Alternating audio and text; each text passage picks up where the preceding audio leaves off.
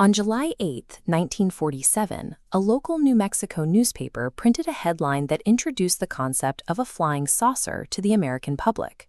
A ranch manager named Mac Brezel had found scattered metallic foil, lightweight balsa wood, and tape marked with strange symbols on his property. He reported the find, prompting a frantic and highly secretive response from the nearby military airfield. The very next day, the military abruptly retracted the story. They told the press the recovered debris was a standard weather balloon, burying the incident for 30 years. When the military replaced an earth-shattering flying disc report with a weather balloon explanation within a single news cycle, they left the original story without a satisfying conclusion. This abrupt reversal created an information gap that official reports wouldn't revisit for another 3 decades. By the late 1970s, the American public had lived through Watergate and the Vietnam War. Distrust in federal institutions was at an all-time high, creating the perfect cultural climate for the Roswell story to resurface. Glenn Dennis, a former Roswell mortician, stepped forward with claims that military personnel had asked him for child-sized caskets. He shared rumors of secret alien autopsies, and his highly publicized testimony quickly became the backbone of 1980s pop culture mythology. Years later, researchers investigated Dennis's claims and found a major discrepancy. He had completely fabricated his primary source, a base nurse who never actually existed. When official channels remain silent, human memory and cultural paranoia will construct a folklore to fill the empty space. In 1994, Representative Stephen Schiff applied congressional pressure to force the Government Accountability Office to audit the military's 1947 records. The Air Force responded with 2 comprehensive reports, finally declassifying the true nature of their mid-century operations in the New Mexico desert. Following World War II, the United States faced an immediate need to monitor Soviet nuclear testing behind the Iron Curtain without sending American aircraft into hostile airspace where they could be shot down. The solution was Project Mogul, a highly classified program led by engineer Otto Winzen. His team developed massive, high-altitude polyethylene balloons that could float safely above Soviet territory to detect the acoustic shockwaves of atomic tests.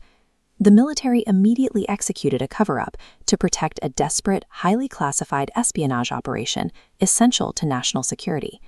Major Jesse Marcel would later claim the materials he recovered were virtually indestructible. In reality, that metallic foil and those balsa wood beams were the specific components of the NYU radar reflectors used in Project Mogul's 4th flight.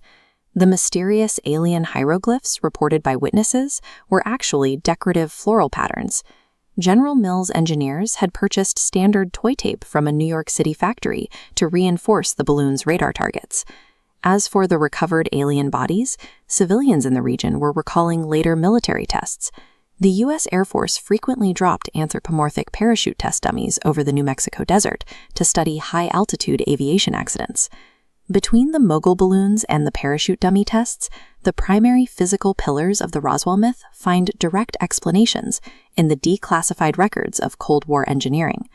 Piecing this history together today relies entirely on public access to unencumbered federal records, like unrenewed newspaper copyrights and declassified National Archives film reels.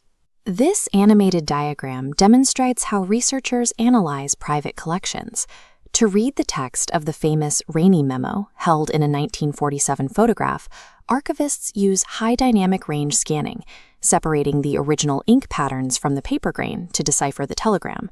Creators building a documentary have to navigate a sharp legal distinction between these 2 types of evidence: fully declassified public domain government documents and licensed privately held historical photos.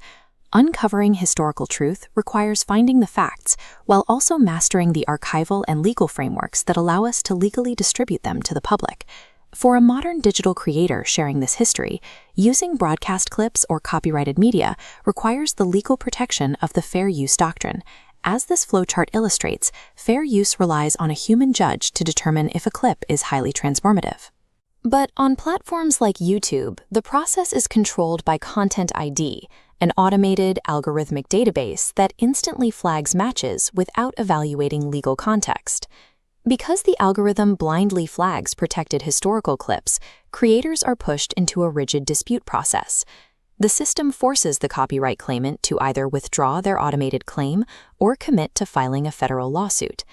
Sharing this history means overcoming two different types of barriers: the classified folders of 1947 and the automated flagging systems of today.